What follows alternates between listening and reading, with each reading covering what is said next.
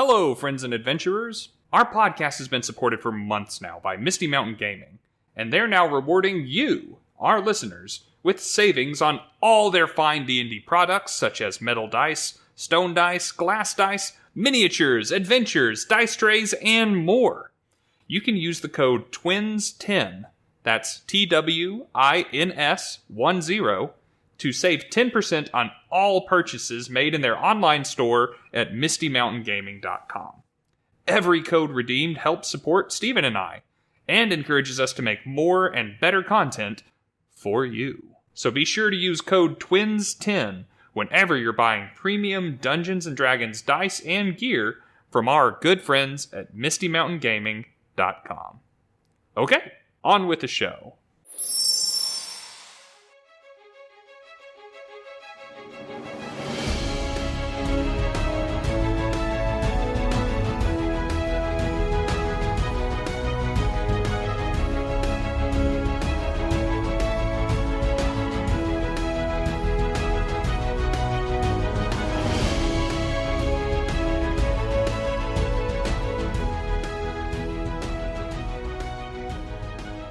Welcome back, friends and adventurers, to another episode of Bardic Twinspiration, a topical D&D podcast where my brother and I talk about the topic of Dungeons and Dragons. Welcome to 2023! Woo! I'm the D&D wannabe. My name is Rob, and I'm joined as ever by Steven. Yes, Happy New Year, everyone. Of course, it'll be way past the New Year by the time this episode is released. Just pretend we said it to you, a couple of weeks back. Can you do that for us? Thanks. How has the new year started for you, man? It's going good so far. My son has started playing basketball. That is a lot of fun. It's a lot of fun. Yeah, okay. I was not going to question it when it stopped there. Yeah, coaching a bunch of kids is a all-new experience. I can't wait for the kids to get a little older so that it's more about teaching them and less about corralling them. Yeah. But it's gone well so far. We did win our first game, even if it was only by a small margin. And, that was only after 3 practices. So hopefully the trend continues. Man, and I'm sorry I missed that too. I wasn't able to be there because, as you know, but listeners may not, I went to Super Magfest. That was my first convention of 2023. It was a 24-hour con, which is not something I've ever been exposed to before. It was fun, but tiring, and definitely kept me out of pocket up until now. And I've started, on the heels of Super Magfest, doing, I guess it counts as a New Year's resolution. I'm trying to fast for a week. And this is the eve of day 3, and I would really love a cheeseburger. I'm trying to snack off camera to be polite. Ah, boy. But yes, if you are wondering where Bardic Twinspiration has been the last couple of weeks, why you haven't heard from us since actual Christmas, it is because we've been out of the state, or at least Rob has. And even if I could record the podcast on my own, which I guess I could do, it doesn't sound particularly appealing. I'm not the editor anymore. Yeah. So we couldn't get it to you either way. Before we get into the topic of this episode, I do want to say there is a lot of controversy right now surrounding Dungeons & Dragons because last week the OGL 1.1 was leaked and has been examined and has been talked about. That's the open gaming license for anyone who's not tracking this as closely as we are. It is basically the legal document that allows people that don't work for Wizards of the Coast to still make content for 5th edition using those rules and mechanics. At this time, we don't plan to do an episode on that topic.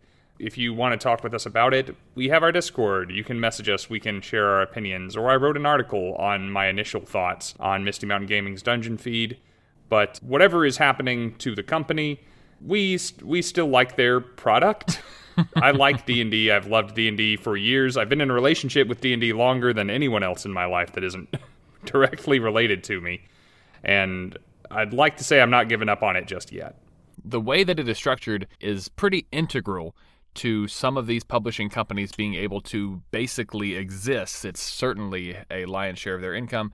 And Wizards of the Coast is taking this One D&D as an opportunity to kind of review how it works. They're making some changes. Not everyone's excited about those changes, but as Rob said, There is a lot of material already out there, articles, YouTube videos, TikToks, what have you, discussing this issue. We don't currently feel the need to add our voices to that.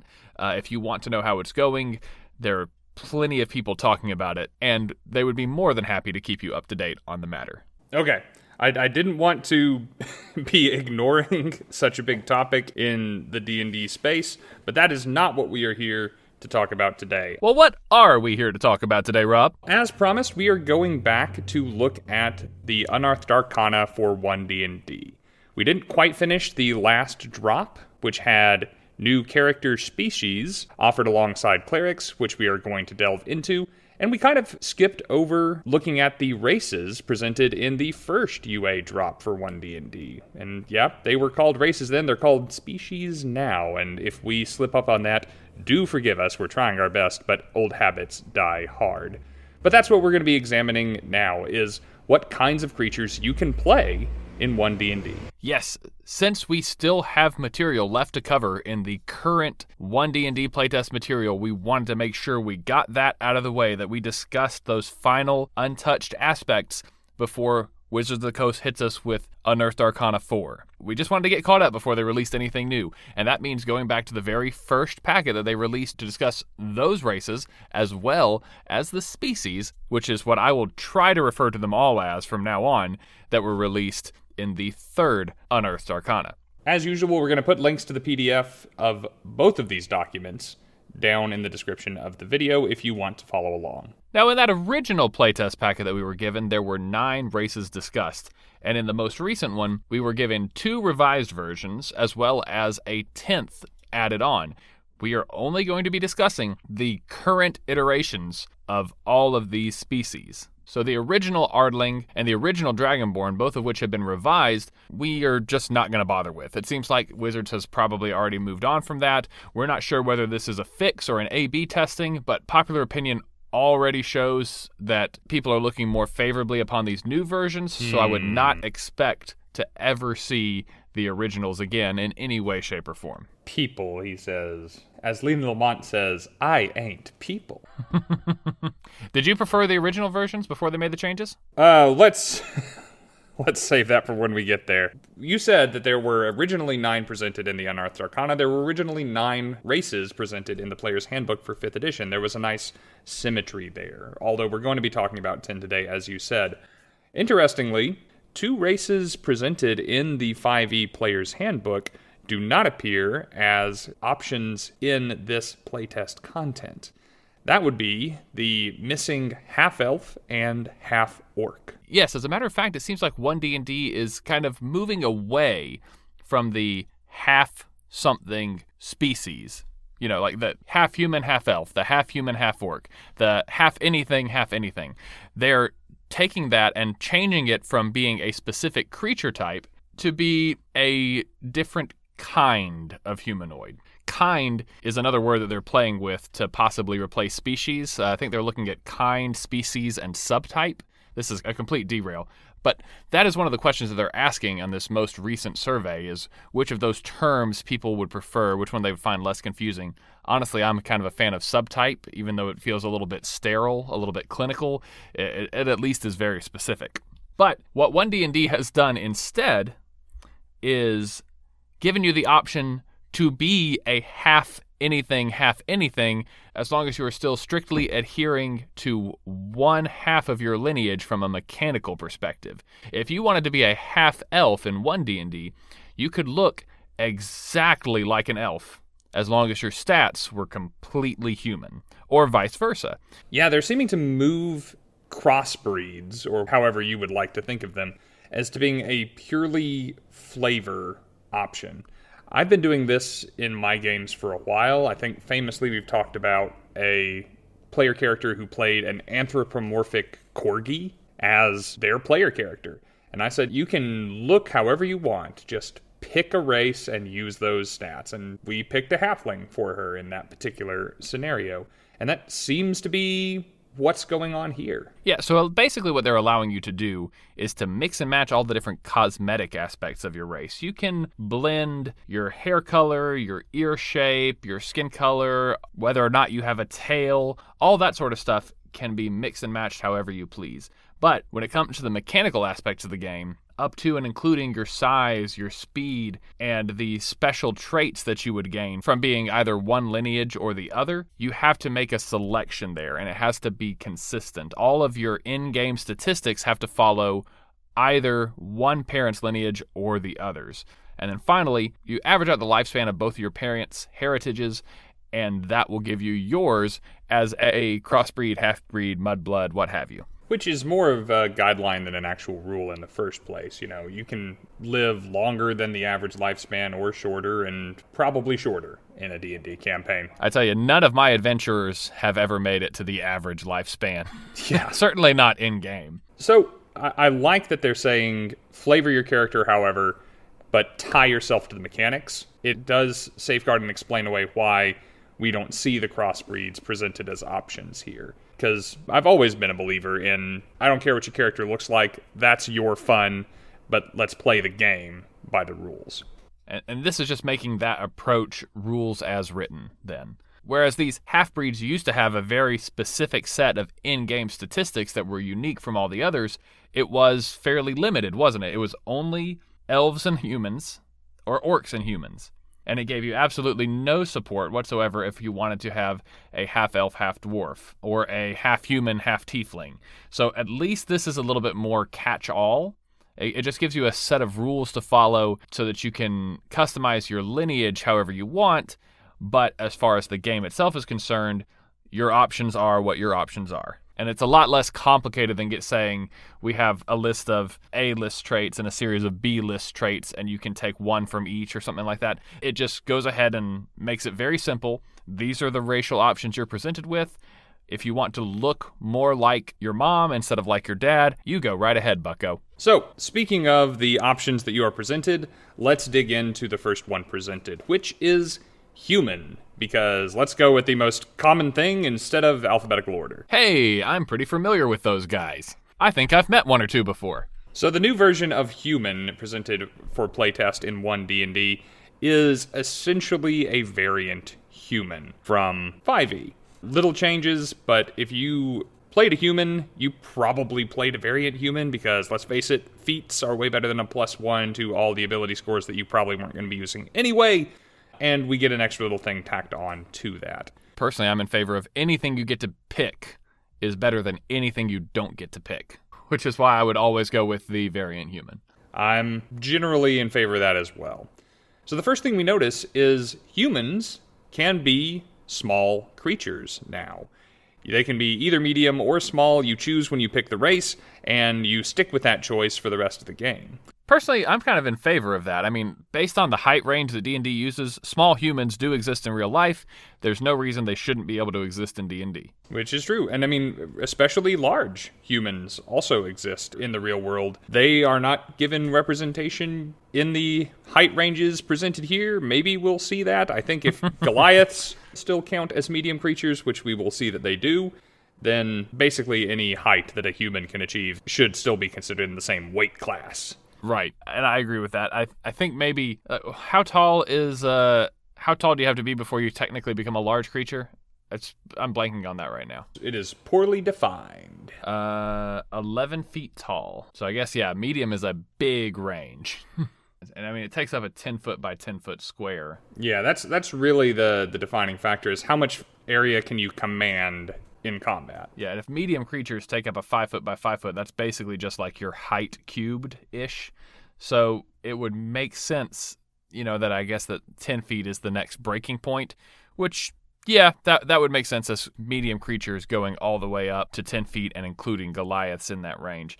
It's a little bit weird to me that range is so wide, while, like the gap between a medium creature and a small creature is just a couple of feet. So narrow. Yeah, well, since they didn't want to make anything smaller than tiny, they had to draw the line somewhere. Well, and there are a lot of game implications to how much space you take up on a battle map, so I get it. Anyway, humans can be small now. That's good. I approve of that. Moving forward. So you still get a bonus proficiency in a skill of your choice. That's the same from the human variant. You also get a feat.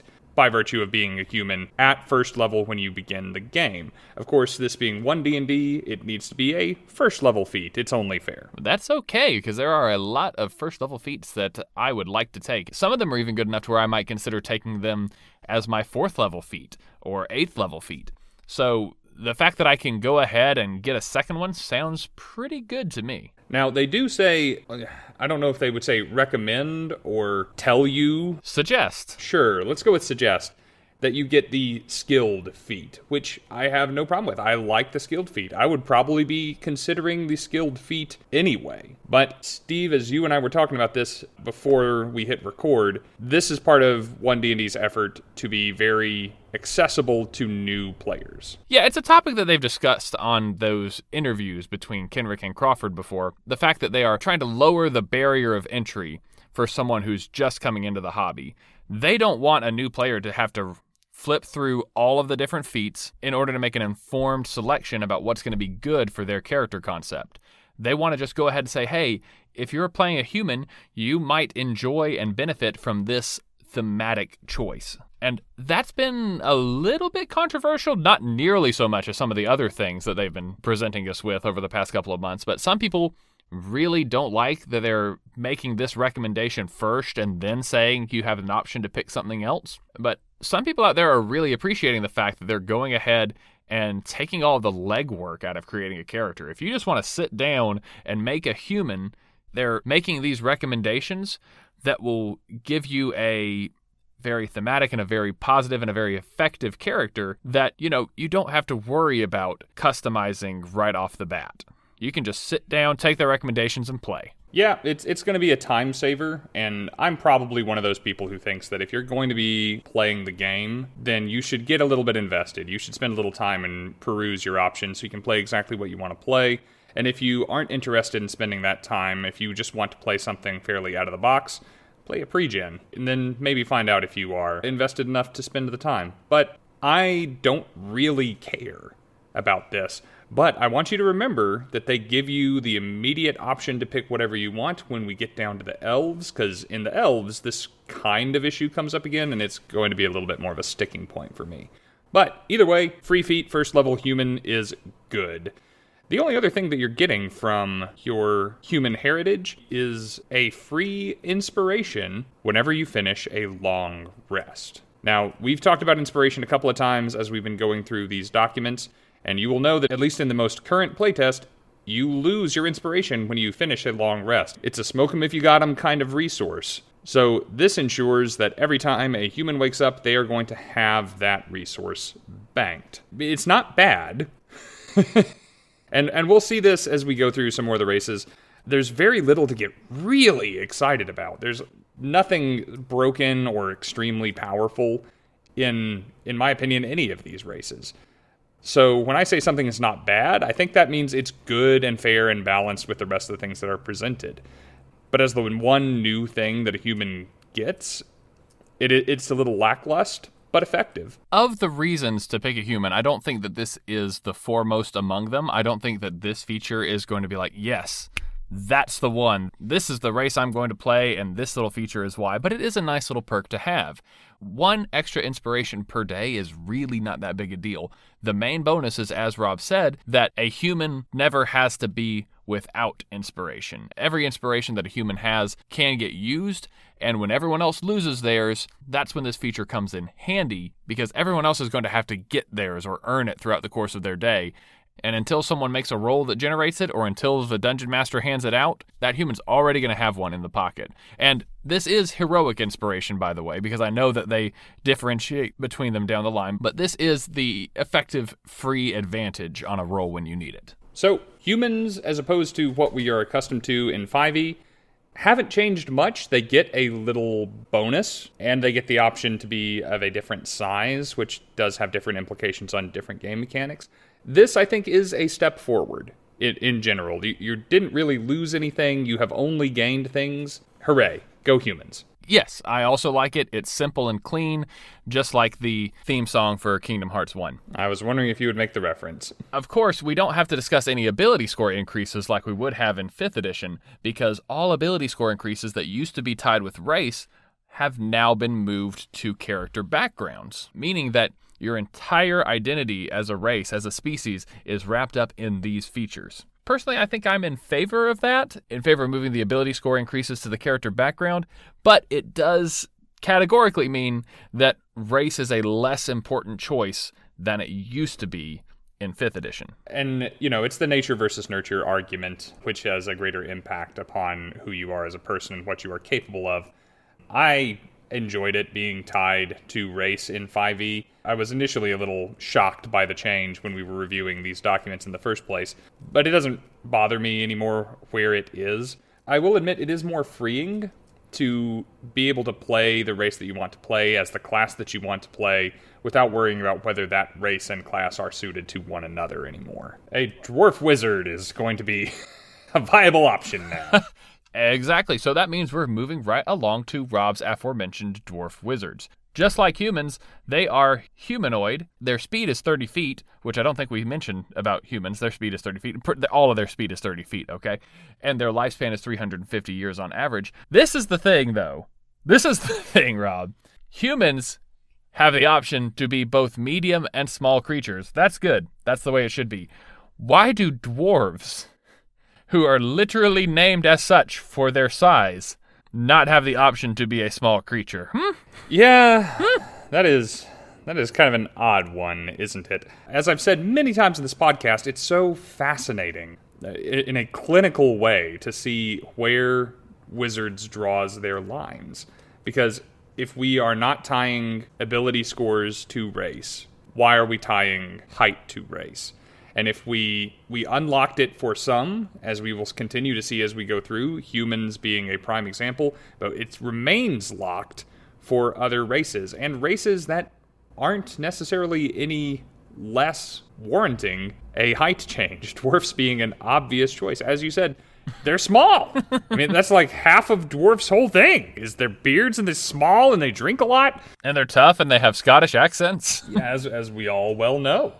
So, yeah, the fact that small is not an option for a dwarf, it can't be an oversight. It's just a silly line in the sand. And you say, by the way, that's another thing. Even as medium creatures, dwarves used to have a speed of 25 feet. It's 30 now. A walking speed of 25 feet was usually reserved for small creatures. Dwarves kind of walked that line. But literally walked. Yep. Mm-hmm. Now they're medium creatures, but they're faster, too. Well, dwarves are natural sprinters, very dangerous over short distances. But it just bothers me a little bit that, you can say, hey, humans can have small people. Dwarves cannot have small people. And the only reason that I can think of for narratively justifying this is saying that, the dwarves are a stout and hardy people that have just been created or have been bred to be a very consistent 4 to 5 feet tall. But we just talked about how crossbreeds are going to be a thing, and you can play a half-dwarf. So why not open that door? In fact, I'll just leave there. Open that door. This is not where you draw the line. I can't believe that I let that escape me and that I didn't put it in my feedback on the first survey. That just seems very arbitrary. If they had a non-humanoid creature type that was available to play, and they will, they're going to have those. Oh, yeah. But currently, all the types that we're going to be discussing are humanoid creature types. And I feel like that option should be there for all humanoid creature types. The weird thing is, it's not like human exclusive. There are going to be others that we're going to be discussing very soon that do have that option, and I can't help but think, why them and not dwarves? Yep. Have we beaten that horse to death yet? Yeah, let's climb down off the soapbox that was the only thing making us a medium-sized creature and talk about the dwarven traits. We were already medium-sized creatures. That's the whole problem. We should need the soapbox. So, dwarves are getting 5 traits. 5, count them, for this playtest content. 3 of them are extremely familiar. They still are able to see in the dark. Poison still has trouble working on them. And a feature previously limited to hill dwarves, they have dwarven toughness. They get extra hit points every time they gain a level. I will say, it's nice that it specifies that saving throws made to end the poison condition also have advantage for the new dwarf. I think it was common sense and read as such that to avoid the poison condition, the old dwarves have advantage, but it's nice that if it does get applied to them, they still have advantage to end it. Well, that covers everything that's familiar about the 1D&D Dwarf from 5th edition. Tell me about the new things that Dwarves are getting in 1D&D.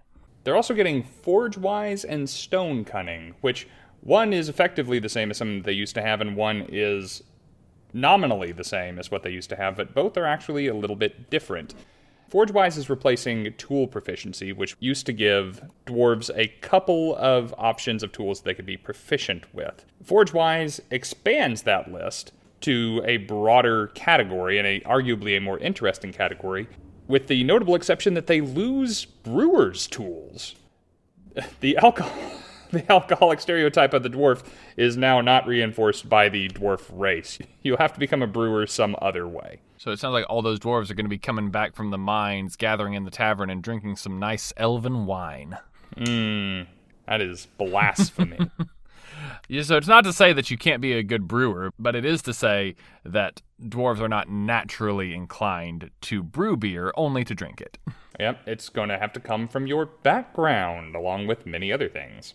Finally, we have the stone cunning feature. Now, this is the big topic of conversation where the short people are concerned. As a bonus action, you gain Tremor Sense, Rob, out to a range of 60 feet for 10 minutes. You can do this a number of times equal to your proficiency bonus, and you regain them all on a long rest. The only limitation is that you must be touching or standing on a stone surface in order to gain that Tremor Sense. I do not understand the narrative justification for this, but I have to admit that it's just way better than their previous feature where they understood like the history of the stone that they could see or could touch. I liked that in the same way that I liked dwarves being able to be racially proficient in brewer's tools. It's just a cultural thing for them, right? They were raised with an appreciation of these things. And I like that that's there, and I'm sorry that that's gone. Although you could say that Mason's tools should give you those abilities based on the way that we can use tools thanks to Xanathar's Guide to Everything. But when we were talking about the Ranger and their ability to get blind sight at high levels, we were talking about how it is very rare for these traditionally monsters-only senses to come over to the player side of things. And Tremor Sense, I can't think of an occasion where a player got access to this. Someone feel free to reach out to me and correct me, but certainly not at first level. Certainly not for 20 minutes a day. Yeah, I mean, I can think of multiple ways for players to gain blind sight. I can think of a couple of ways for players to gain true sight in 5th edition. I cannot think of a way for even a 20th level character to gain Tremor Sense. If it's out there, someone message us on Discord. We've obviously overlooked it, but and I want it. This is pretty new. Tremor Sense is also very strong. I love the fact that we now have a way to gain access to it. And 60 feet is no slouch. But I can't visualize a dwarf reaching out, placing his hand on the stone wall of the mountain cave, and being able to tell what's on the other side of it. I mean, the ability to have Tremor Sense within 60 feet it's not small, but it's not huge. So it makes a certain sense that you might be able to feel the vibrations in the stone and everything like that, but I don't know. It just feels a little bit off to me. I'll give you a hint. It's the same way that gnomes can speak the language of other creatures, that drow can magically make a small area dark. It is magic, my friend. It doesn't have to have a justification. Dwarves innately have a magical ability to sense things through stone. It just doesn't say the word magic in the paragraph. This is just hurting my... I grew up on Tolkien dwarves, right? Yeah. This is not what he was Tolkien about. Oh. But it is cool, and I will absolutely take advantage of it whenever I get around to playing a dwarf. Which, 5th edition dwarves were, I think, in other ways a lot stronger. I mean, mountain dwarves got a collective +4 to their ability scores in 5th edition. I mean, that was like one of the strongest races to use when building in 5th edition. So yeah, but you can't judge the races on their ability scores when the ability scores have been moved elsewhere. Yeah. Dwarves now, this is kind of the greatest hits from all the different kinds of dwarves that were presented in 5e. Which is kind of interesting, isn't it? Because as we go through these species, we're going to come across some that have subtypes. And the dwarves used to have subtypes in 5th edition. But now it's just dwarves. Just dwarves. No hill dwarves, no mountain dwarves, just dwarves. The only thing that I'm kind of missing here is certain martial weapon proficiencies, and the brewer's tools for that matter. They have so much that is tied to species in the dwarf features here, but then they have forge-wise. That has nothing to do with race. That is something that would normally belong in a background for any other species in this playtest content. So again, where are we drawing the line? Why is there a cultural thing, but we're missing other cultural things? Yeah, I didn't really think about it like that. I just assumed that learning a trade, that being proficient as a craftsman is just part of dwarven upbringing. You know, it's like instead of going to primary school, they all have to apprentice with somebody about something. I mean, I agree with that, but then why would we not say, and they all have to learn how to wield a battle axe or a warhammer?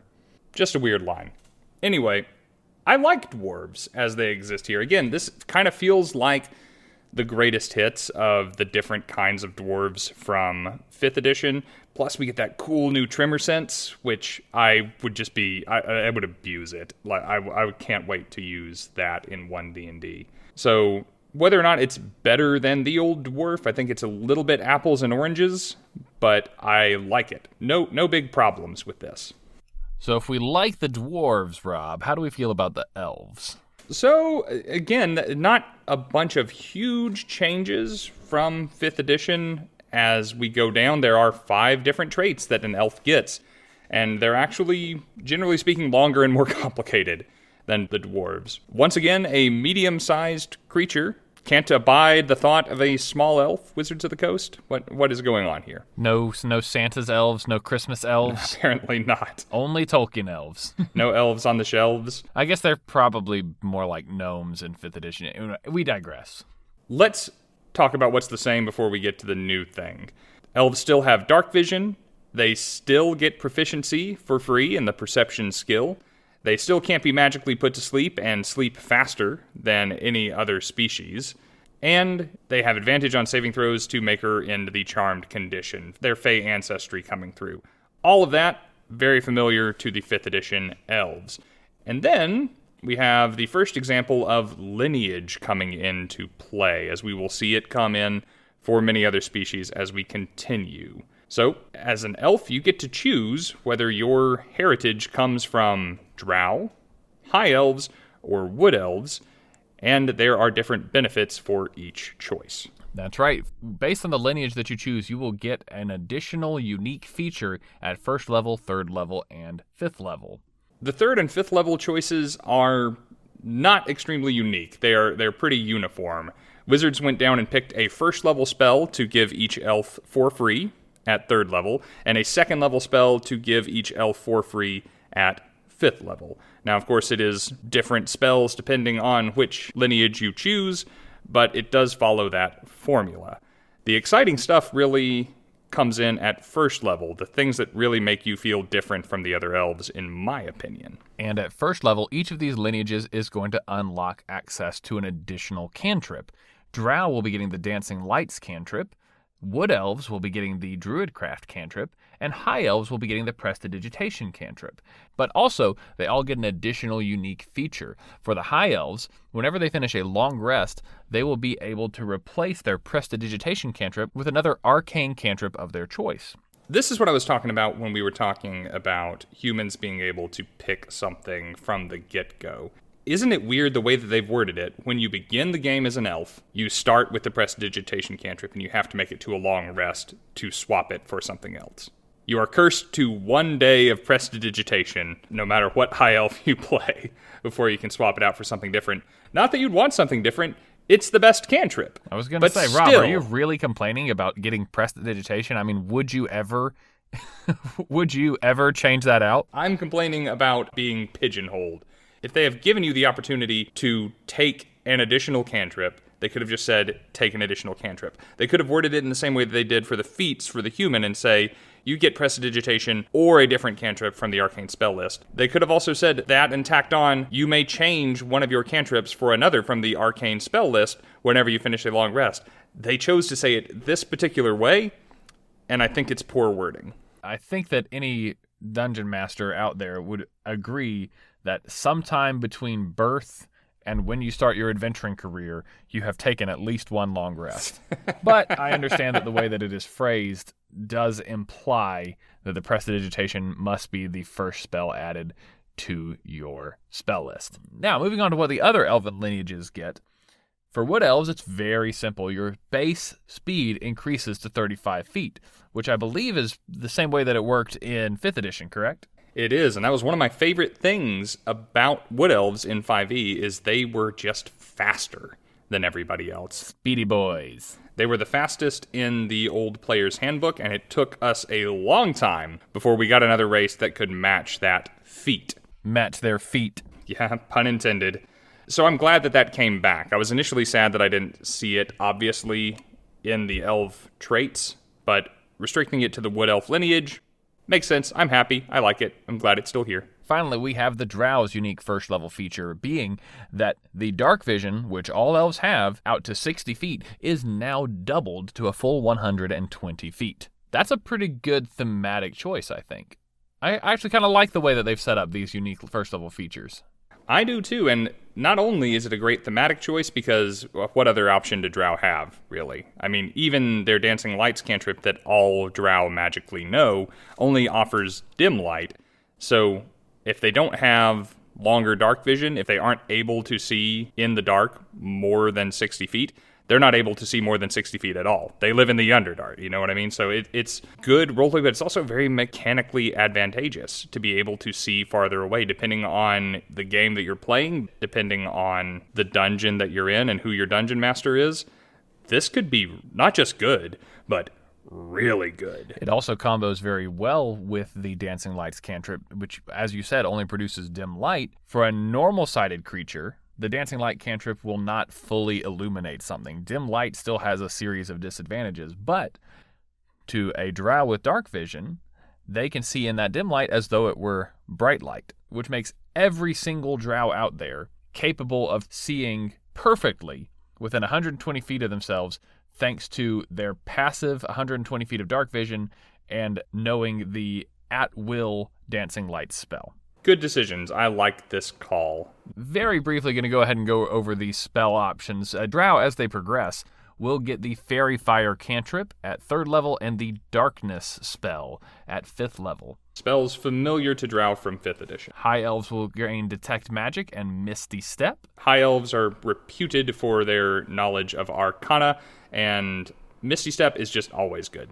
Never going to turn down Misty Step. And elves are talked about, especially in this playtest material, a lot for their Fey heritage. And the Misty Step spell comes up a lot when you talk about Fey ancestry in 5th edition and those feats. So if I was going to associate it with any non-Fey race, any humanoid race in One D&D, I would expect it to be listed here with High Elves, and that's exactly where we find it. As for Wood Elves, they get access at 3rd level to the Long Strider spell, and at 5th level to the Pass Without Trace spell. Even speedier boys, even sneakier boys. If you're already planning to play a druid or a ranger or something that kind of fits into this archetype, you're probably already going to get access to these spells, and you're basically getting a free casting.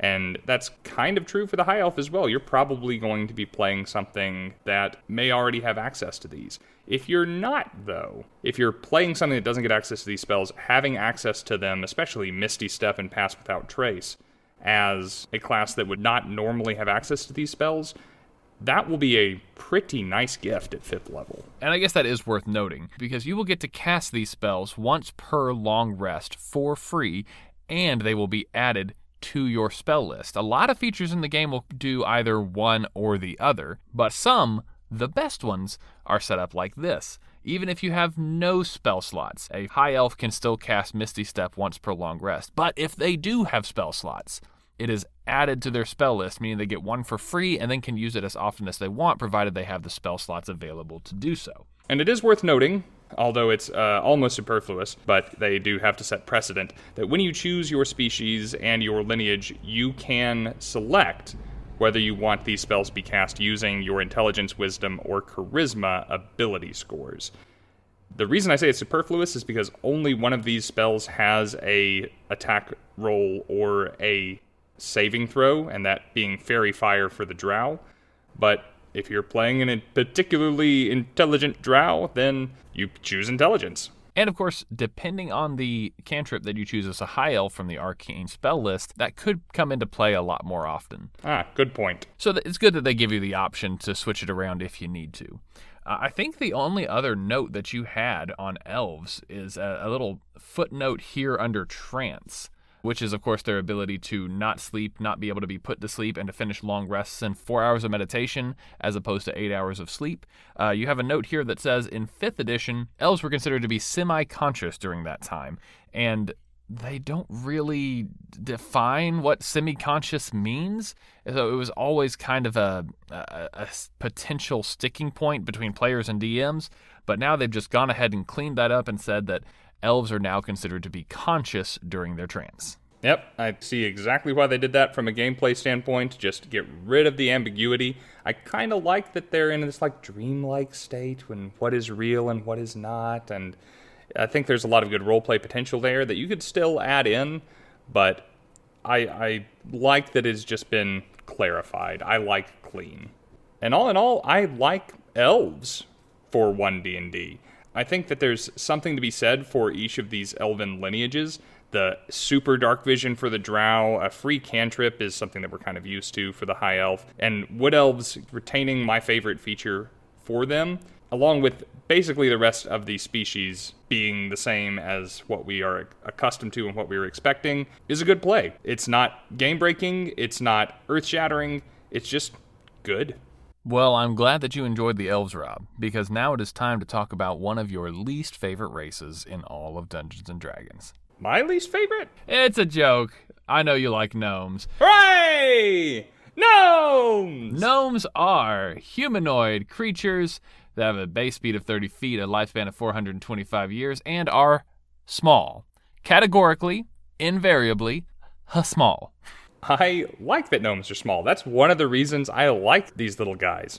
Why they're not allowed to be medium when humans are allowed to be small, I don't know. It's, again, weird line to draw, but they're the height that I want them to be at from a personal standpoint. So, no problems there. While they might be diminutive in stature, the One D&D gnomes are at the height of their power.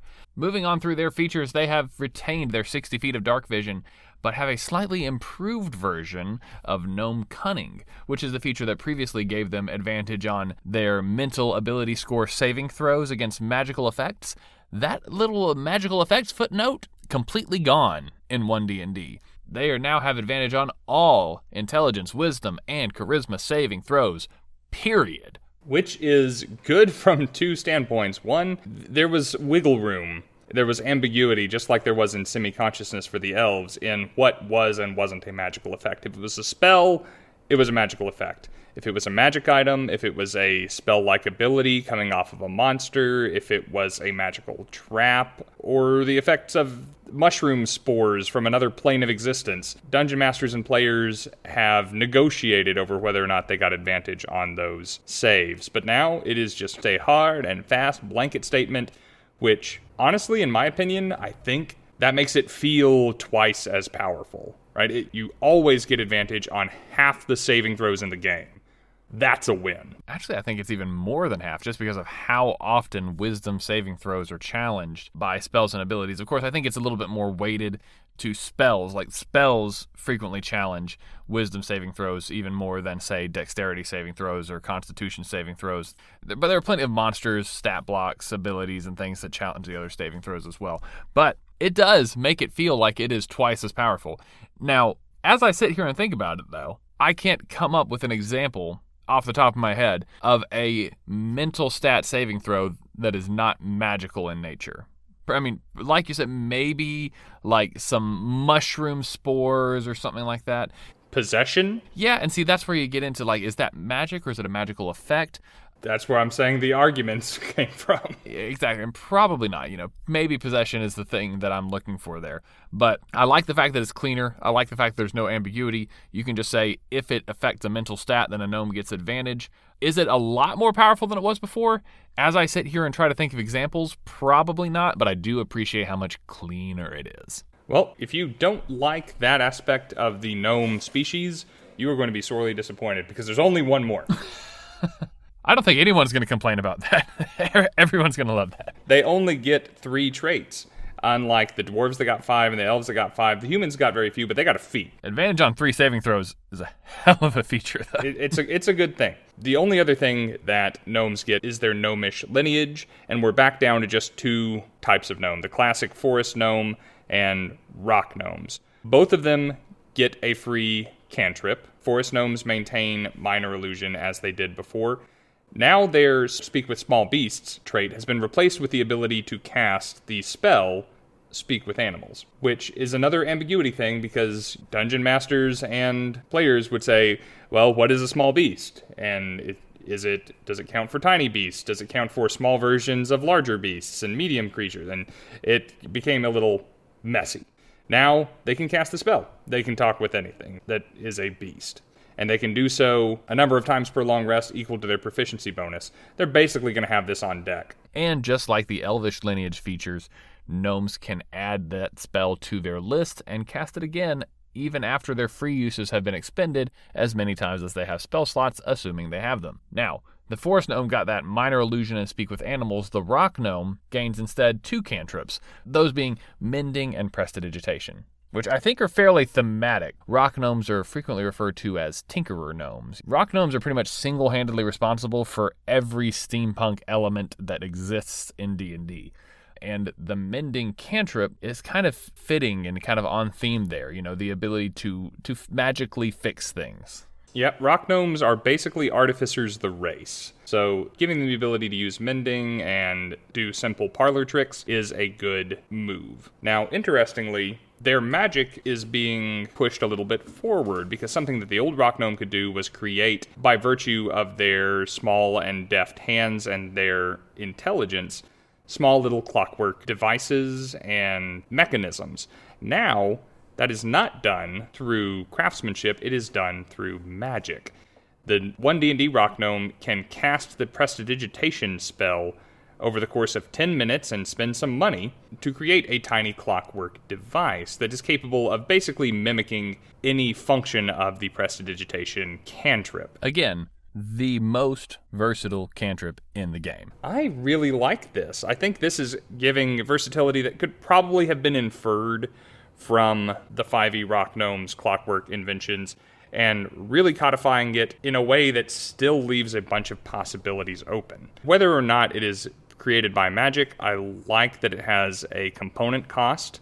I like that those components can be recovered if something happens to the device. I like that they even gave it an armor class and HP stats. And that you can create multiple of these contraptions at a time to combine them into different effects. It's nowhere near as good as having advantage on half the saving throws in the game, but it's a delightful opportunity. I much prefer this to the Forest Gnome's ability. And that's purely out of preference and what I would be excited to do as a character in a game, but I like this. I do too. I think that the theme is very good. You're basically making yourself, some examples they give are like a toy, a fire starter, a music box. You're basically making a magical lighter. You're basically taking the most versatile cantrip in the game, and you are taking select aspects of it, 3 at a time, that you can then hand to other members of the party who don't know the Prestidigitation cantrip, and give them the ability to use those. You can give the Pyromaniac Rogue a magical lighter, like a Zippo, that they can carry wherever they want. You can give the Vengeance Paladin a little music box that plays a song that reminds him of the family that he lost long ago that he's trying to avenge, or, little things like that. Or you can just make a little rock that you can pull out of your pocket and rub between your fingers and magically clean your clothes. And you can hand it to the druid because, gosh, do they get dirty.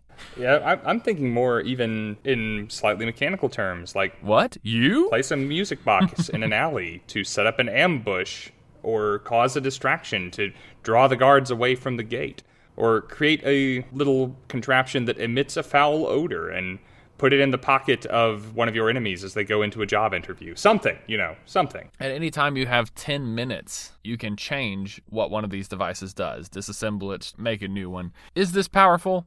Maybe, slightly. I don't know, not very. Is it fun? Heck yeah. And that's why we take the Prestidigitation cantrip, is for fun. And you basically get the ability to give out the Prestidigitation cantrip.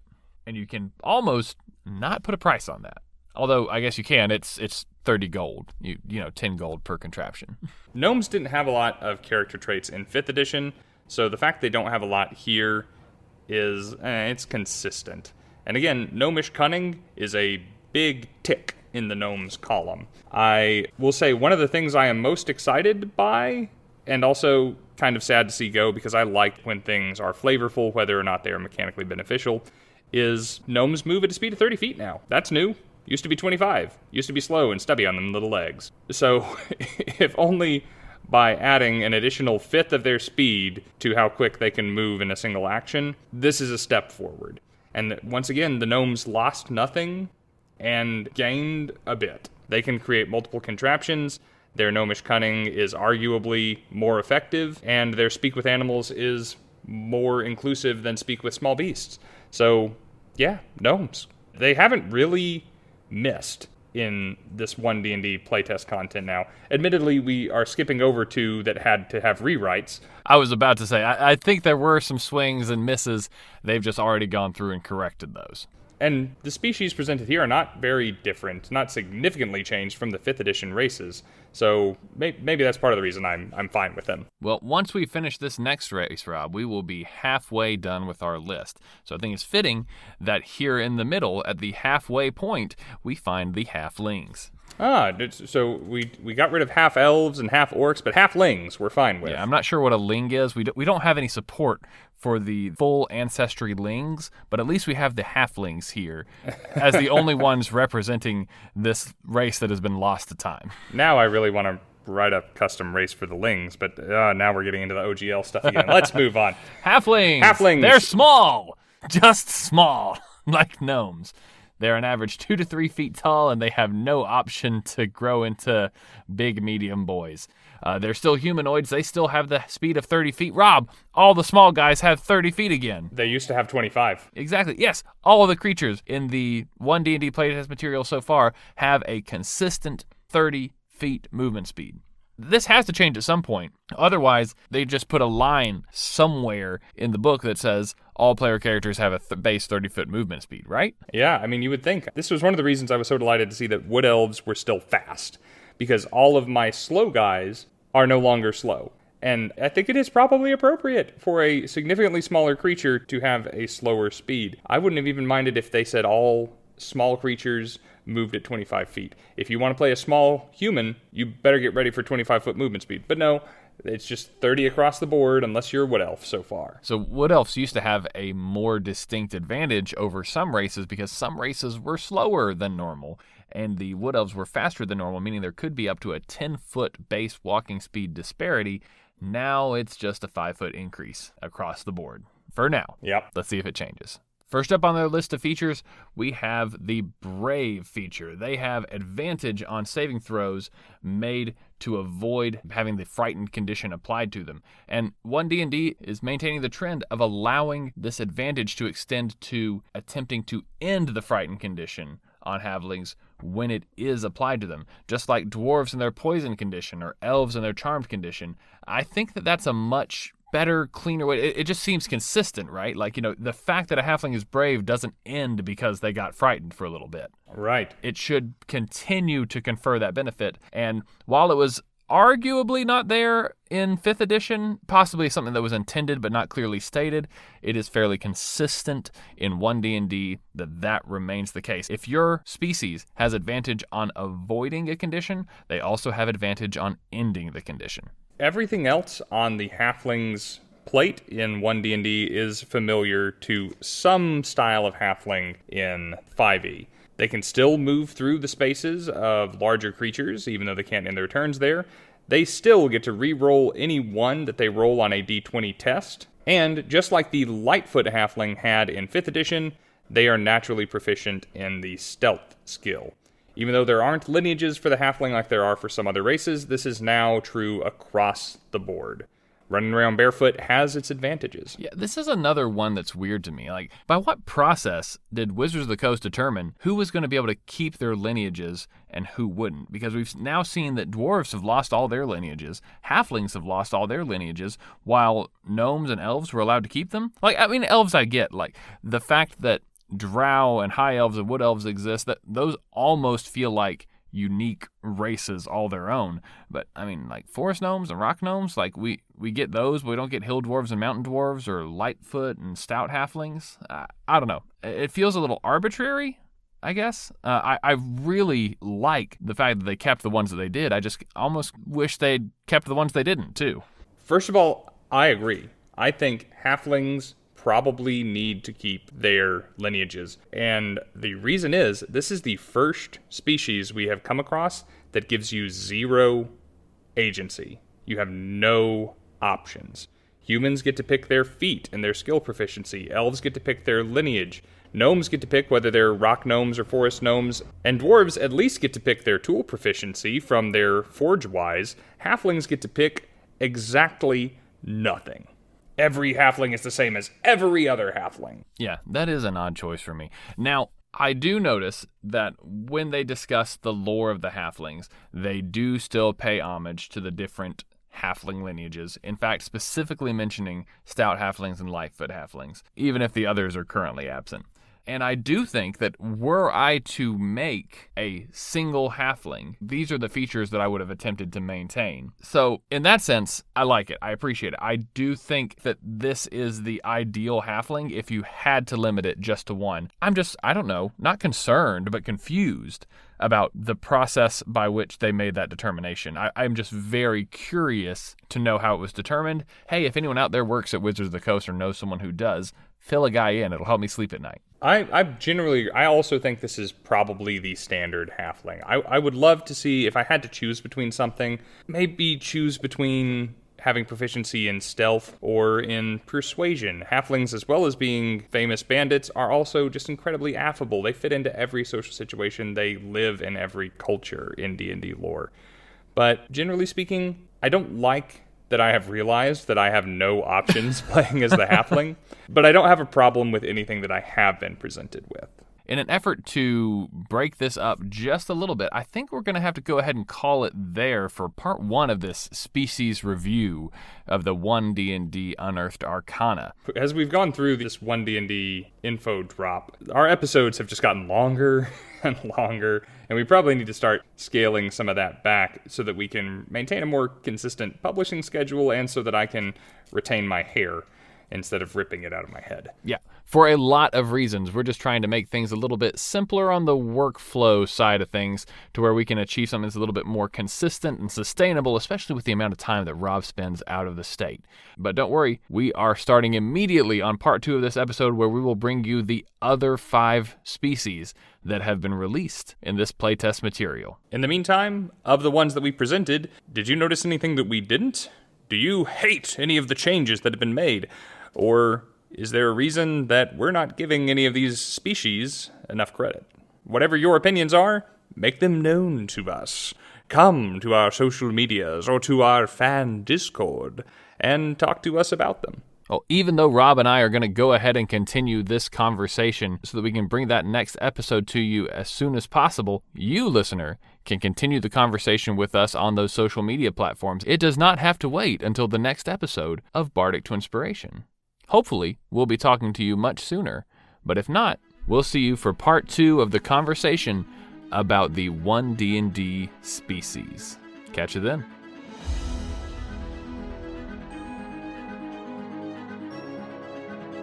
If you enjoyed this episode and wish to hear more like it, please consider supporting us on Patreon or on Anchor.fm. You can also support us by using code TWINS10, that's TWINS10, whenever buying dice or other premium Dungeons & Dragons products from MistyMountainGaming.com. Or just by sharing us with your friends. If you'd like to join the conversation, please join our community Discord, or reach out to us on Facebook, Instagram, or Twitter. Links to all of that below the episode. And hey, in case you don't hear it anywhere else this week, we love you guys. Till next time. We haven't quite finished going over the open play... open because of what we were talking about. Of course, we don't have to discuss any ability score increases like we would have in 5th edition, because all ability score increases that used to be tied with race have now been moved to character backgrounds. Oh, yeah, species. Dang. I'm doing it to myself. It's okay. They're called races in the document we are looking at. That's fair. I think that's why I'm getting confused. What we should just do is just leave in every time that we have to correct each other in the episode and like have a little counter or something. That would work great in a YouTube video. It would or work we could great just in a do YouTube a little video. Super cut of every time we have to correct each other at the end in the bloopers. I just think maybe our listeners will be understanding because it's been races for decades. Cough drops have calories. Can I eat them? That were released in the third earner. All right, do me a second here and just make a prolonged sound of some kind.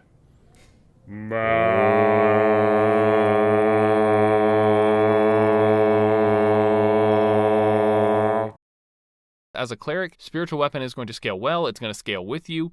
It's going to rival some of the higher level spells in terms of damage, especially when you consider that you can pump out that damage every turn for 10 rounds of combat. So long as you maintain your concentration. That is going to be a little bit more of the trick. You have the opportunity to stay out of the thick of things by having a remote-controlled weapon floating and harrying your enemies, and now you're probably going to want to keep them at arm's length while you're using this, just to make sure you get your money's worth out of the spell slot. Everyone's going to build their cleric differently, and I know that a lot of people are really going to have problems with the fact that it is concentration now.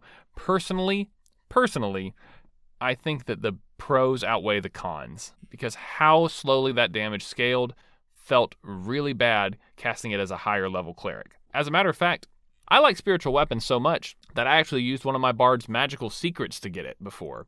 And I really enjoyed it at low levels and just completely forgot about it at higher levels because of this scaling issue. I would love for my bard to have access to spiritual weapon from the One D&D playtest. Let's go ahead and put that into perspective before we move on.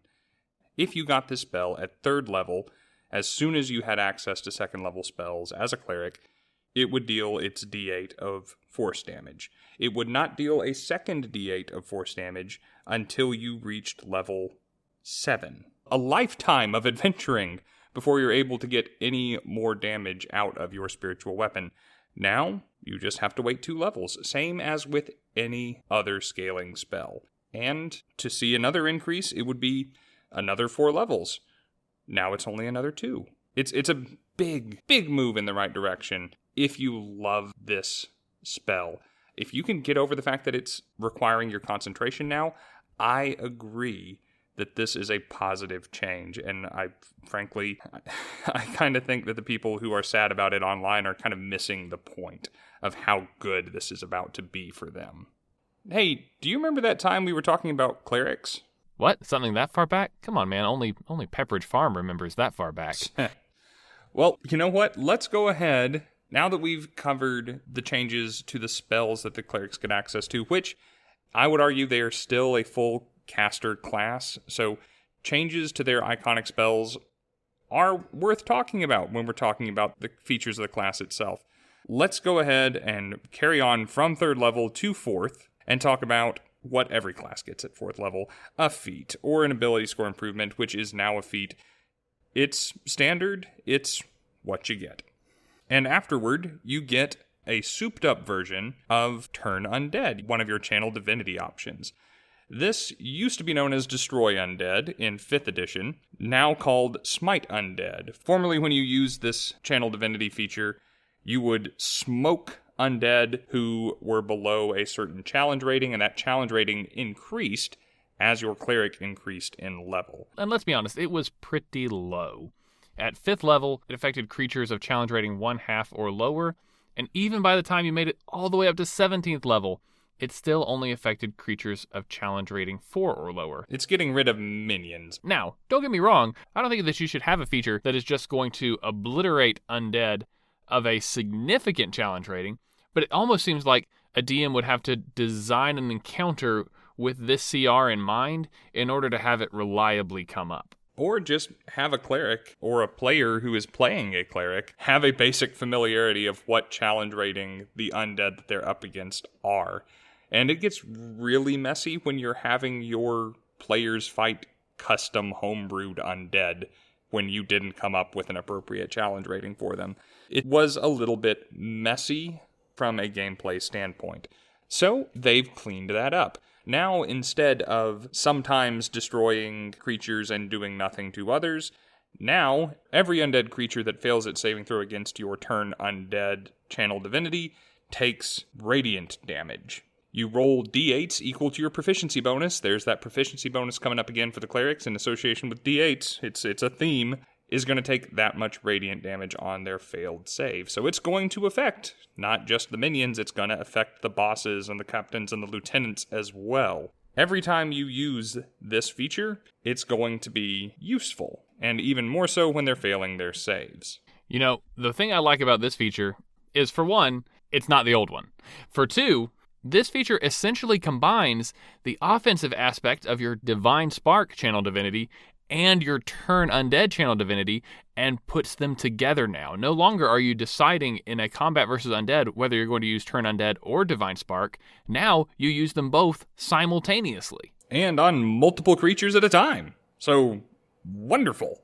I do like that synergy. The one thing that I wish that they clarified is that in the base turn undead channel divinity, it states that the creatures are freed from their dazed condition if they are subjected to damage. Now, with the Smite Undead class feature, you are both applying the dazed condition and doing damage, and I would just like some clarity on whether this damage is basically allowing you to disperse the damage from your Divine Spark amongst all of the undead in the area in place of the dazed condition by applying it and then immediately removing it when the damage is applied, or if the damage is supposed to come first and they are left dazed after the damage is applied. Yeah. Even your explanation there, I think, could use some clarity. It's just a fiddly bit. I just want to know what the intent was. Is the intent to do just a buttload of damage, or to do a buttload of damage and apply some crowd control to the undead as well? I think that the language that they're using and the fact that it's coming several levels later is meant to convey that this is an upgrade. I don't think they're trying to take anything away. I think they're trying to give you an added benefit, and they just need to be a little more careful with their wording and how they communicate that. I assume. You know what? Even if this was in replacement of the crowd control effect, and they just allowed me to pick kind of modally whether I would like to apply the damage or the crowd control, I still think that would be an upgrade. Honestly, even if they just said it was damage is pretty good. I like dealing damage. But if they really did intend for you to be able to do the damage and apply that day's condition, this is just awesome. This is an amazing 5th level feature. And because so many other classes get amazing features at 5th level, and this one is exclusively effective against the undead, I would like to assume the same. Well, don't forget, this is 5th level. So as a full class caster, you're getting access to those 3rd level spells right now as well. Which is good, because honestly, and this goes back to what you were saying before about class features that are only specific in certain situations. If the only thing that I got at 5th level was exclusively useful against undead, it would feel just as bad as the old school ranger. Because this Smite Undead feature does not modify your Divine Spark in any way, it only modifies the turn undead aspect. Moving on from one way to use your channel divinity to another, you unlock your next subclass feature at 6th level. Finally. The Life Domain Cleric gets Preserve Life at 6th level, formerly something they unlocked at 2nd level in 5th edition. But as you mentioned, they're pushing some of these core class features back to keep them restricted to only serious clerics. Finally, as much as I love this Divine Spark, I've been waiting for a subclass-specific channel divinity option, and it got pushed all the way back to 6th level to make room for Divine Spark, which, don't get me wrong, I would rather have the Divine Spark as any cleric at level 2, which I know is going to be consistently useful in every situation, than one that might be a little bit more niche. But I have been missing that flavorful, more powerful, subclass-specific option, and I'm glad that we finally get it even if we do have to wait until 6th level. Preserved Life functions as it did in 5th edition. There's not really a significant difference here. You expend a use of your channel divinity as an action to heal your party members up to half of their maximum HP to the tune of 5 times your cleric level hit points worth of healing divided amongst the group, yourself included. The only difference in the text is that once again, undead and constructs are A-okay to use this class feature on now. You ever wish that it just said heals 5 times your cleric level and didn't quibble about whether or not it was just up to their maximum hit points? Yes, but I see why they're doing it. This is not about healing your party up to full. This is about staving off death. This is about fending off the Reaper. You know what I mean? About preserving life. Man, they should have called it that. After 6th level, you get Blessed Strikes at level 7, along with your 4th level spell slots. Blessed Strikes replaces Divine Strikes, an extremely, almost regrettably, common subclass feature for 5th edition clerics across several domains, where your weapon attacks would deal an additional d8 of radiant damage.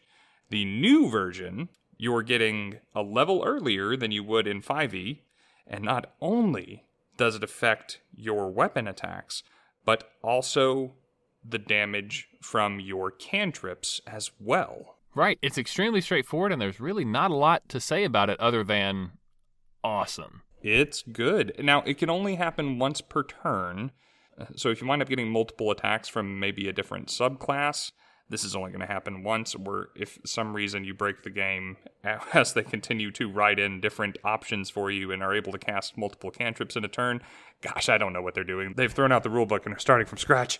You're still only able to benefit from Blessed Strikes once per turn, but you're able to benefit from it every turn. It just ups the DPS for the cleric. And the fact that you're able to apply the same damage bonus to your mace as you are to Toll the Dead or Sacred Flame just increases your options, your versatility. It means you're no longer missing out on this perk if you decide that you're more of a casting cleric than a melee fighter. Right, whatever kind of cleric you are, you benefit. He's nice. He's very nice. Moving on to 8th level, we get another feat. Feats are great, we love them. After that, we get our 9th level cleric feature, which, as we previously discussed, we get to pick another Holy Order option. Yep. Meaning that my Protector can now also be a Scholar, or Rob Scholar can also be a Thaumaturge. As well as unlocking cool 5th level spells. Which, frankly, I think I might be more excited about.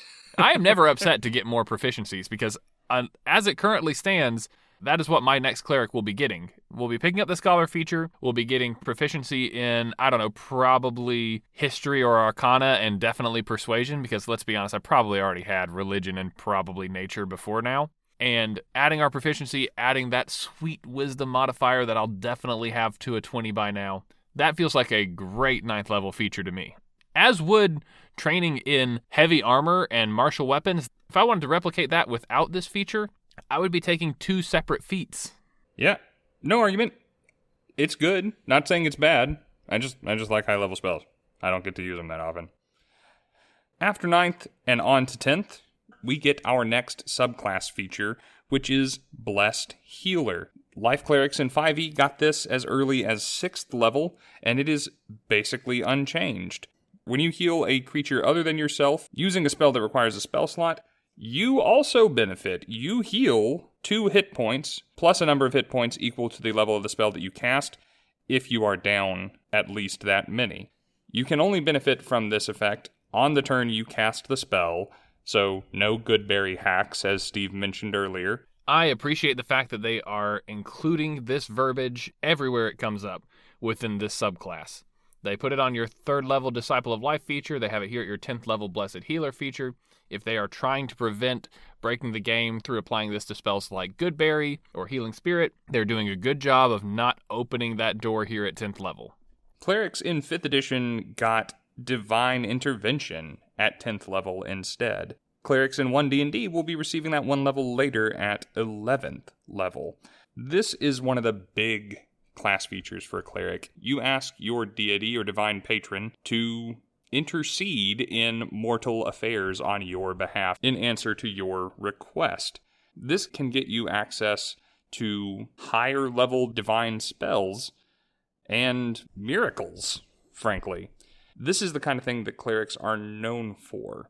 It's admittedly kind of a low percentage chance that anything will happen when you first get the ability, but every time you increase in levels, your chance of pulling this off goes up as well. The way functionally that it works is when you attempt to use this feature, you will roll a D100, and you have to roll at or lower than your current cleric level. If you succeed, then your deity will intervene. If it doesn't work, you can try again tomorrow. It's fine. If it does work, though, you will gain that divine intervention, but you will be unable to use the trait for 7 days. In One D&D, they have changed it from a flat 7 days to 2d6 days, which mathematically averages out to be 7, but could be as low as 2 or, of course, as many as 12 days. It's injecting a little bit of chance honestly, at kind of an odd place. Like, I don't know why they made that change. I guess it's just an excuse to roll more dice. But because the average is the same, and it could be better, could be worse, I don't guess I'm really upset about it. I don't really care that they changed it. It seems an odd thing to change. Well, it's setting a precedent for our 18th level upgrade to this class feature, where those 2d6 are going to get smaller and mean that we're going to be casting a infinitely more reliable version of this class feature more regularly. So hang on to that. We'll get there. And I will say before we move off of 11th level that you're also unlocking those 6th level spells here. Assuming I still remember how to count, then after 11th level comes 12th level, which is another feat. Love them. They're good. Get more. Moving on. At 13th level, you get nothing from the class. It's actually, I guess 13th is a little unlucky. But you do get access to 7th level spells, so enjoy that. And that proficiency bonus goes up. We haven't been talking about the proficiency bonuses as we've been going. So not only are you enjoying those 7th level spells, but your channel divinities just got better, but all your channel divinity options just got better. And more frequent. Previously in 5th edition, the clerics had several levels where they didn't get any class features. And if you had asked me prior to the release of this material, I would have said that One D&D seems focused on giving you some sort of feat or class feature or subclass feature at every single level, because that's what we've seen with the expert classes. Apparently, that is not going to extend to every class in the game, because the cleric still has a couple that are just better proficiency bonus and new spells. Now, that does come up less than it did in 5th edition, where you used to have 5 levels where this was true. In One D&D, they've reduced that down to 3, which is an improvement, so perhaps it is still important to them, but perhaps the expert classes were just a little bit more special in that regard. Well, the cleric is picking spells from an unrestricted spell list, whereas even the bard, who was the castiest of the experts, was picking from a truncated set. So I guess you're thinking, choose your own 13th level ability. It's a 7th level spell that you can reselect every day. That's your class feature. Pretty much. Beyond 13th level, we get to 14th with our final subclass feature for the life domain. This is Supreme Healing. This is kind of what the life cleric is known for. When you roll dice to heal a creature with a spell that requires a spell slot, you don't roll the dice. You just take the maximum possible number and use that instead. This is the first time we see a subclass feature for the cleric showing up earlier than it did in 5th edition. In 5e, you wait until 17th level to get access to this. Here it's coming in at only 14. So your patience throughout all the preceding levels has been rewarded. And boy howdy, has it been rewarded. Even though it's no different than it was in 5e in really any way, it's still as good as it was in 5e. And it's worth the wait, and it's a shorter wait. For those of you who enjoyed it before, you will be enjoying it just as much now, even earlier. And that's it for the life domain subclass for the cleric. Everything else that the cleric's going to get is just coming from their class. And here is where things really start to speed up, because here at 15th level, once again, we have no class feature to discuss either. The cleric simply gains access to 8th level spells, no proficiency bonus change, and no additional features. At 16th level, we will get to pick up yet another feat. And at 17th level, our proficiency bonus will increase to 6, meaning that all of our skills improve. Our channel divinities will now deal more damage and or heal more, and we will get more uses of them. And we get access to the highest level spells in the game, 9th level spells. Yeah, big guns, we're there. 17th level is meaningful for the cleric, because if you've multiclassed into any other class far enough to get to unlock their subclass, this is as high as you're ever going to go. But you've still unlocked 9th level spells as the cleric. This is kind of the threshold for multiclassers to still be as good of a cleric as it is possible to be before just getting into the generic 19th and 20th levels, as we're going to be seeing as we go forward in One D&D. But for those of you who opt not to multiclass and stay true to your divine calling, at 18th level, you will unlock greater divine intervention. Now, this is what Rob was mentioning before, the strictly upgraded version of what you received at 11th level. It functions exactly the same, except that now you no longer have to roll, whereas your chances have been steadily improving along the way. Every level you gain, that's 1% more chance that your deity will intervene upon your request. However, if you make it to 18th level, as opposed to getting an 18% chance that it will work, you get a 100% chance that it will work. You jump straight from 17 to 100. You go 11% chance, 12, 13, 14, 15, 16, 17, 100. Instead of making one increment jumps, you make an 83 increment jump here at 18th level. I'm picturing Ron Burgundy laying behind his mahogany desk saying, well, that escalated quickly. I mean, that really got out of hand fast. What a reward for the people who decide not to multiclass. Those of you out there who can resist the temptation. In addition to the unfailing success rate that you are going to have using this feature now, it also comes back faster. As we mentioned back at 11th level, the rate at which it returns is now variable. Previously, it was 2d6 days, averaging out to around 7. Now it is 2d4 days, averaging out to around 5.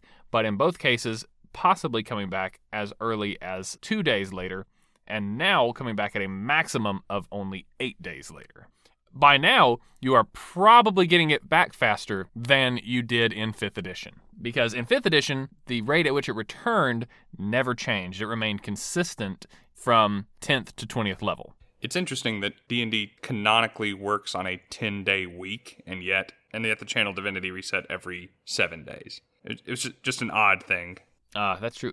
Isn't that just a Faerun thing? Am I wrong? I haven't really spent much time in the other settings. Yeah, but you will see it pop up throughout their published adventures as well. 5th edition kind of low-key sets that expectation, but it doesn't mind if you don't follow it. Beyond 18th level, we have what everyone gets at their capstone levels. We leave the cleric behind, and you're now just a high-level player character, giving you a customizable final 2 levels.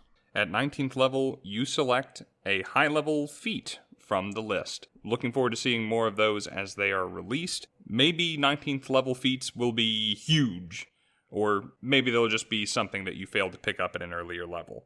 Guess we'll have to see. And at 20th level, we gain an epic boon. Now, we've already discussed all of the ones that were available to the expert classes, and some of them were generic, and some of them had some overlap with the priest classes, such as the cleric.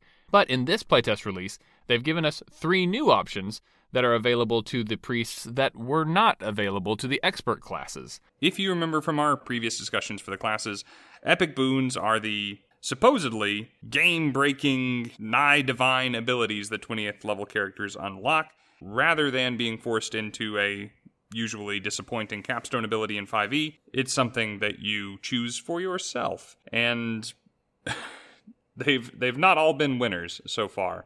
As Steve said, we have 3 new ones presented here in this playtest packet. Let's find out where they fall. I'm going to start off with the epic boon of True Sight because it does exactly what you think it does. It gives you True Sight out to a range of 60 feet. For those of you who know what True Sight does in 5th edition and are familiar with it, it functions exactly the same way as it used to.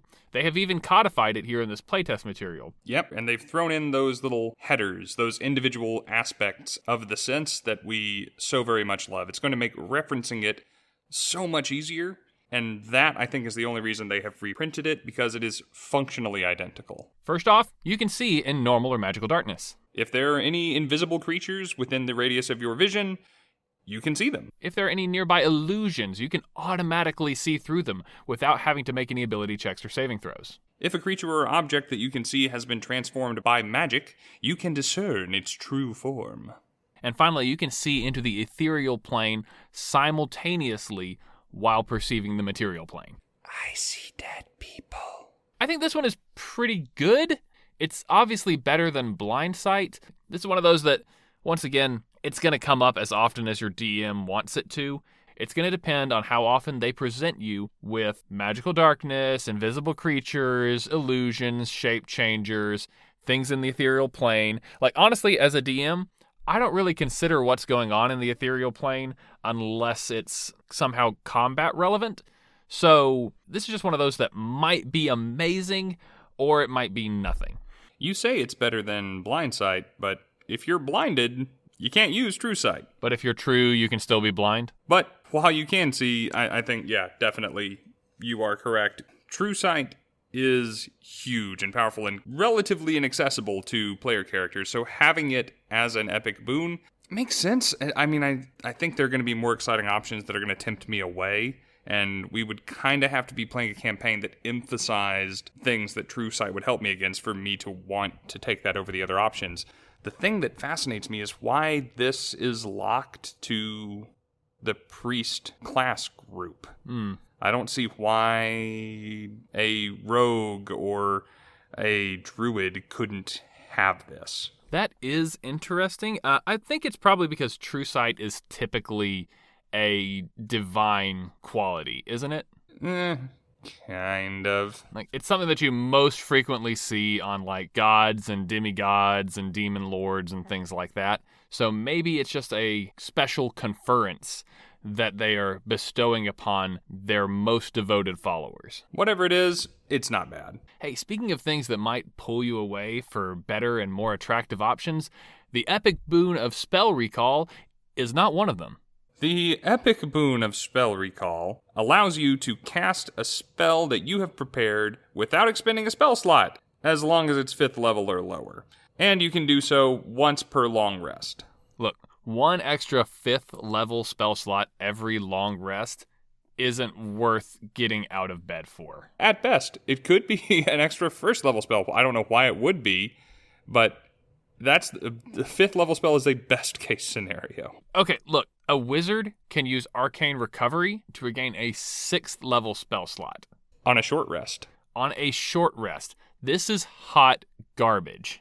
I don't know how to say it. This is probably my least favorite epic boon. I don't know. Hey, if you're a warlock... 5th level spells are not useless, but getting one more for my 20th level ability, it feels like we're back in 5th edition. This one is restricted to the mages and the priests, which is interesting, to say the least. I think maybe casters that don't have access to as high level magic, like warlocks and paladins, this might be more appealing to them because they can't really achieve those really high level spells in the first place. They can only get up to 5th level, so this is as high as they can go. They're getting an additional highest level spell slot. But why it is presented with this material, it's the wrong presentation. This is not...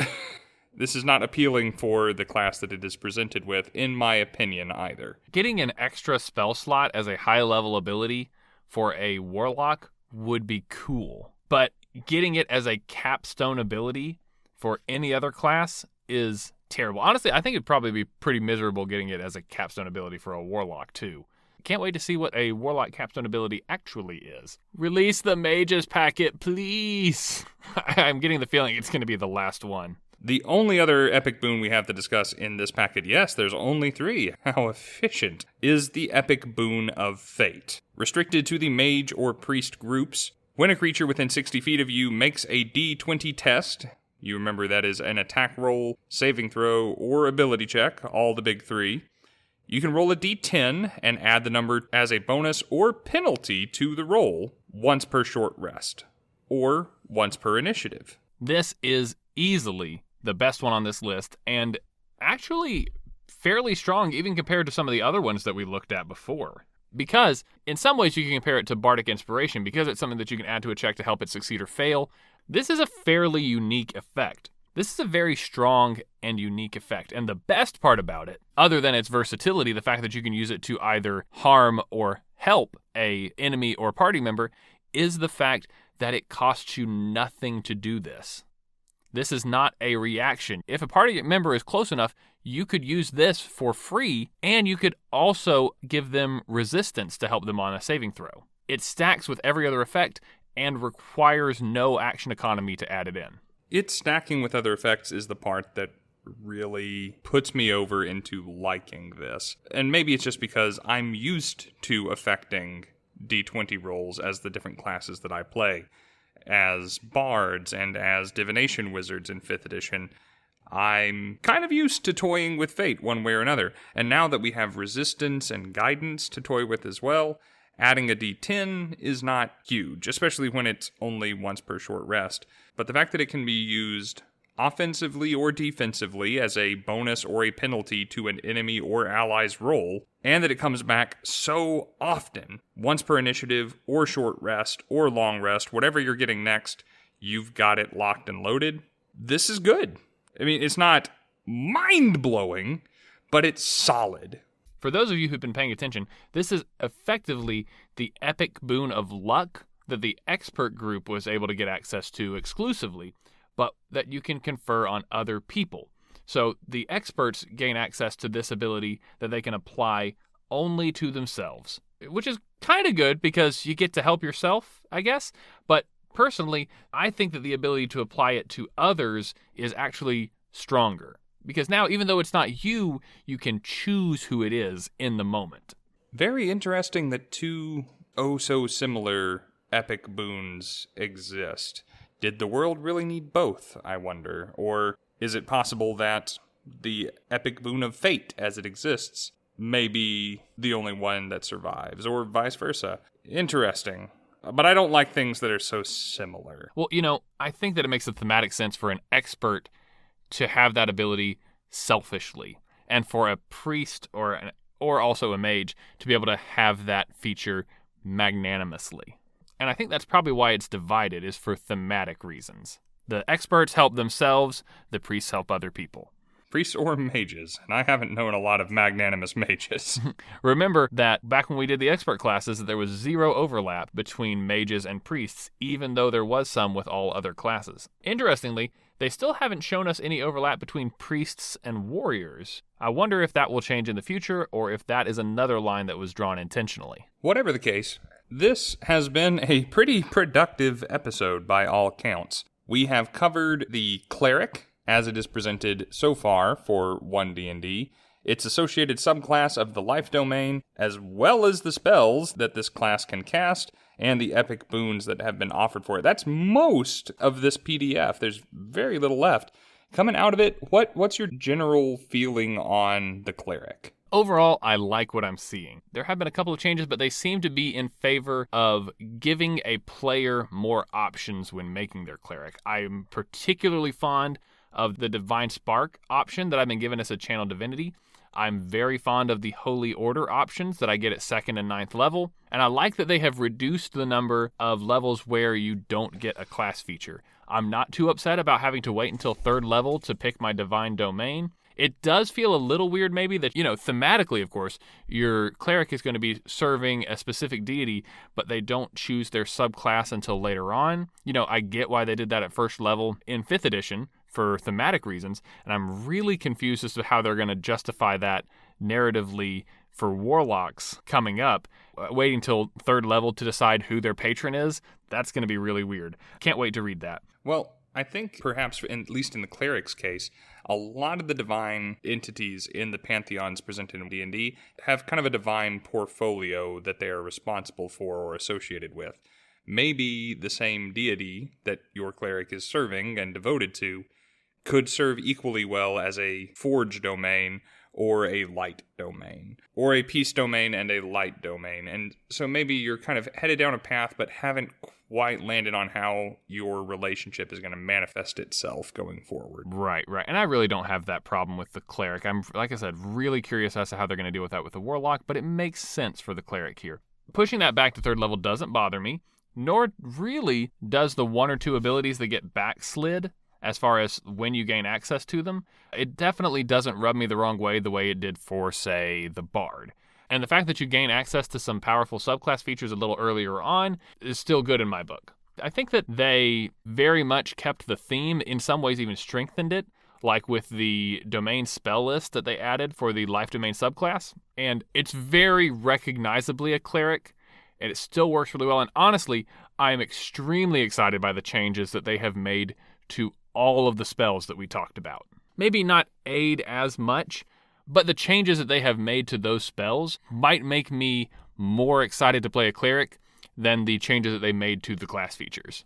How about you? Where do you fall on all this? So, this is fine, in my opinion. I'm wondering where the work went, where the time went, because the life domain is practically word for word what was in 5th edition. They just shuffled the levels around. The class features didn't really change. Some of them just moved out of subclasses and into the core class. The Holy Order thing is new. I like it. The Divine Spark thing is new. I like it. I want more new. This is a whole new edition of D&D. Show me something new. And I guess I've got to wait for other subclasses for the cleric to find those things. This is inoffensive, but I'm not excited to play a cleric the way that I was when we came off of the ranger and the rogue. And that's a little bit of a shame. Now, like you said, I do like the extra effort that's being put into the cleric spell list. And maybe that's where WotC's effort went. Is the cleric was fine, we just needed to tweak the spells to keep them where we wanted them. And if so, good. I look forward to running for those clerics in One D&D in the future. I'm probably not going to play one. Yeah, I think that that's where you should be focusing some of your excitement, is into the fact that you're now going to get access at level 1 to the brand new guidance spell and the brand new resistance spell. And at level 3, you'll get access to the brand new spiritual weapon and other improvements that you maybe aren't as readily obvious reading through the class and subclass features, which, again, I do feel like have improved overall. Maybe so. And, the Bard did grow on me after we recorded, and maybe this one will too. The strength of the cleric has always been in its spell list, as opposed to in its class features, but I do feel like they gave them some better class features to go along with it, and they did make some improvements to the spell list, so overall, I count this as a win. And I will intend to let the writers at Wizards of the Coast know how much I appreciate all the improvements that they've made, and, as always, write in a couple of concerns or suggestions, like we previously discussed, to the aid spell. Well, I think that pretty exhaustively covers the cleric and puts a nice button on this episode. There's a little more in this playtest packet that needs to be discussed, and we did skip that first playtest packet from back in the day. Maybe in the new year, we'll come back and tackle what's left here, go back and touch on that, and dig into the different species as they've been presented for One D&D.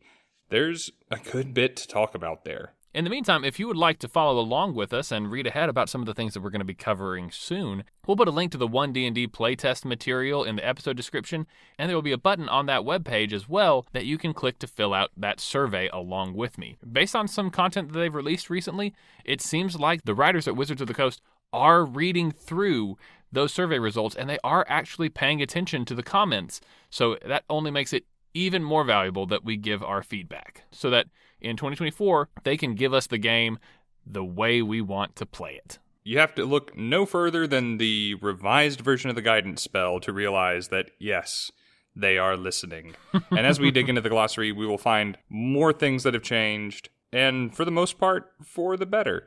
I think that I am going to be very excited to play One D&D when it is finally released, if not before, and it will be all the more rewarding knowing that we did some small part to help make it happen and help make it the game that we want it to be. As far as the cleric goes, though, what have been your favorite class features? What are your feelings on the cleric? Are you excited to play one, or did it kind of fall flat for you? Head down to the description of this episode to find out all the places where you can make your opinions known to us. Also below the episode, if you wish to support us, your humble, friendly neighborhood podcast creators, you will find ways to do so by following the links down there. Well, the holidays wait for no man. I have some more shopping to do, more presents to wrap, and eventually, maybe at some point, some more sleep to get. I fully intend to enjoy my Christmas holiday, and I hope that you do the same with yours as we wait to finish out this playtest packet on our next episode of Bardic Twinspiration. Merry Christmas. See you then.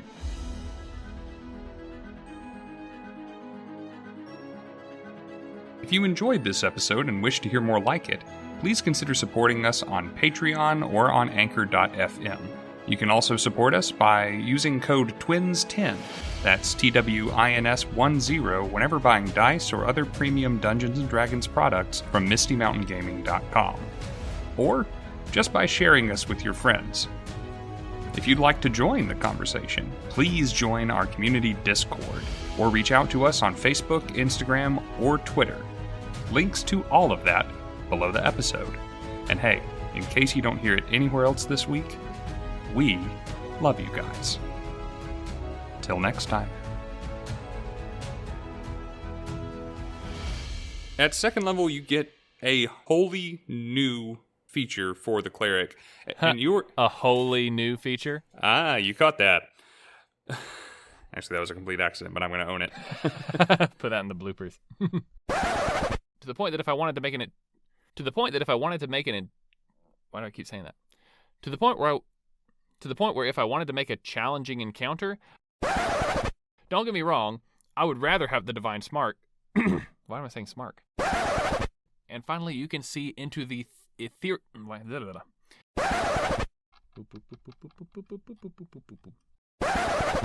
You really like this one, huh?